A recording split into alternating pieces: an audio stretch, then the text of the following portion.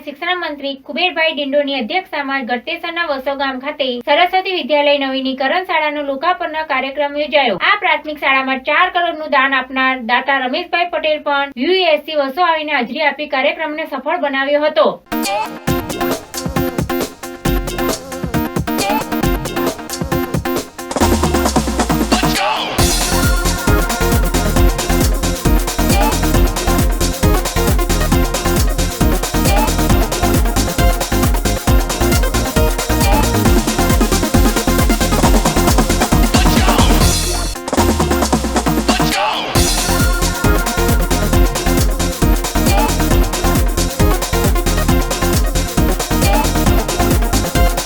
મંત્રીશ્રીએ શાળાના વર્ગખંડોની મુલાકાત લઈ વ્યવસ્થાઓનું નિરીક્ષણ કર્યું અને જરૂરી માર્ગદર્શન આપ્યું હતું। વધુમાં મંત્રીએ વર્ષોના શહીદ શ્રી સંજય પટેલ સ્મારકને સૂતરની આંટી પહેરાવી પુષ્પાંજલિ અર્પણ કરી હતી।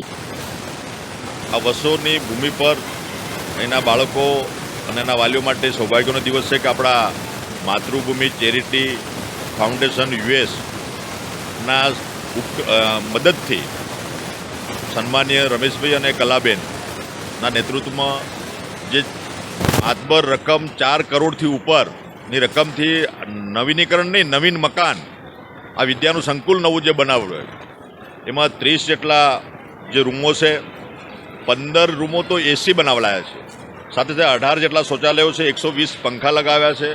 તમામ સુવિધાઓથી સજ્જ આ સંકુલ આજે વિદ્યાર્થીઓને અર્પણ કર્યું છે। અહીંયા કુલ વિદ્યાર્થીઓ 1 થી 5માં 334 વિદ્યાર્થીઓ અભ્યાસ કરી રહ્યા છે અને 1 થી 6 થી 8માં 211 555 વિદ્યાર્થીઓ આજુબાજુના અહીંયા અભ્યાસ કરી રહ્યા છે। મોટા મોટું સંકુલ છે, સરસ સ્કૂલ બની છે અને આ ગુજરાતમાં મારું માનવું છે કે આ એક એવી તમામ સુવિધાઓથી સજ્જ એસી વાતાનુકૂળ જે સંકુલ બન્યું છે અને એમાં જે સહયોગ આપ્યો દાતાશ્રીઓ અને એમના મિત્રોએ એમને પણ હું સરકાર વતી અભિનંદન પાઠવું છું અને સાથે સાથે આપણી ગુજરાત સરકારે પણ આપણે ગ્રીન હાઉસ આપણી સ્કૂલો જે બનાવી છે 500 ઉપરાંતની બની છે।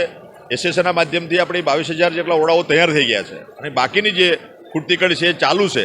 તબક્કાવાર આપણે આ બધું શિક્ષણમાં આપણે આગળ વધી રહ્યા છે અને સાથે સાથે ટેકનોલોજીથી બાળકો વંચિત ન રહે એના માટેની તમામ સુવિધાઓ પણ આપણે સરકાર તરફથી પણ આપી છે અને દાતાઓશ્રી પણ કરી રહ્યા છે।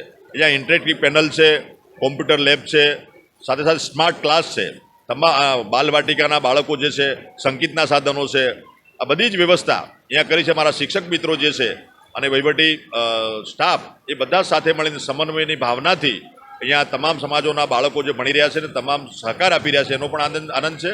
આવનારા સમયમાં જે અહીંયા જે સંકુલ છે નવું બન્યું છે એની આગળ આપણો ગ્રીન હાઉસ થાય એના માટેની પણ વ્યવસ્થા આપણે કરીશું। ફોરેસ્ટ વિભાગને મળીને અહીંયા બધી જ વ્યવસ્થા થાય, પ્લાન્ટેશન થાય, બગીચા થાય, અલગ અલગ શાકભાજીને બધું જ કેમ્પસ બનાવીને કમ્પાઉન્ડ વોલ કરી અને પૂરું આગળ કરીશું અને બાળકોને ઘર આંગણે સારામાં સારું શિક્ષણ મળે એના માટેની વ્યવસ્થા થઈ છે અને એમાં જે દાતાઓ જે સહયોગ કર્યો છે એમને હું ઢેર સારી શુભકામના પાઠવું છું। કાર્યક્રમ અંતર્ગત દાતા શ્રી રમેશભાઈ પટેલનું કે જેમને વર્તન પ્રેમનું ઉત્કૃષ્ટ ઉદાહરણ પૂરું પાડી શિક્ષણ કાર્ય માટે ₹4 કરોડનું દાન આપ્યું છે।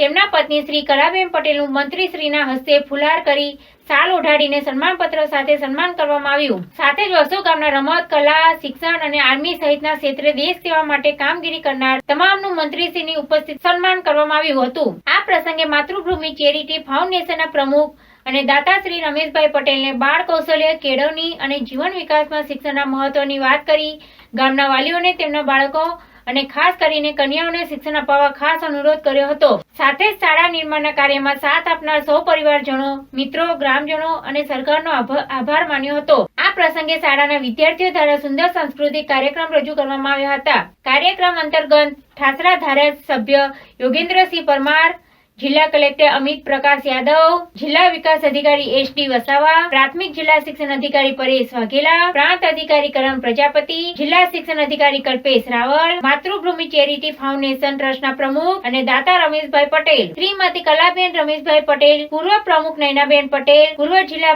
પ્રોજેક્ટ એન્જિનિયર સહિત સમગ્ર તાલુકા વહીવટી તંત્રના અધિકારીઓ, શિક્ષણ સંઘના હોદ્દેદારો, સરસ્વતી વિદ્યાલયના તમામ સ્ટાફગણ, અગ્રણીઓ, શિક્ષકો, વાલીઓ અને વિદ્યાર્થીઓ ઉપસ્થિત રહ્યા હતા। મારી થોડી ફરજ પડી, મને બી એવું થયું કે કંઈક કરવું જોઈએ અને છેવટે એવું કરીએ કે જેથી છોકરાઓને લાભ થાય ને છોકરાઓને લાભ થશે તો એ ભવિષ્ય, આ ગામનું ભવિષ્ય છોકરાઓ જ છે। દીકરા દીકરીઓ તૈયાર થશે તો ગામ એની મેળે એનો વિકાસ આવશે. એટલે ખાસ તો ભણતર માટે. અને બીજી વસ્તુ કે એમાં નવીનતા મૂકીએ તો છોકરાઓ એમાંથી શીખે, ટેકનિકલ જ્ઞાન વધે. ખાલી બુક્સનું એકલું જ્ઞાન સારું નથી, એવી રીતે પણ સારું મીન્સ કે પૂરતું નથી.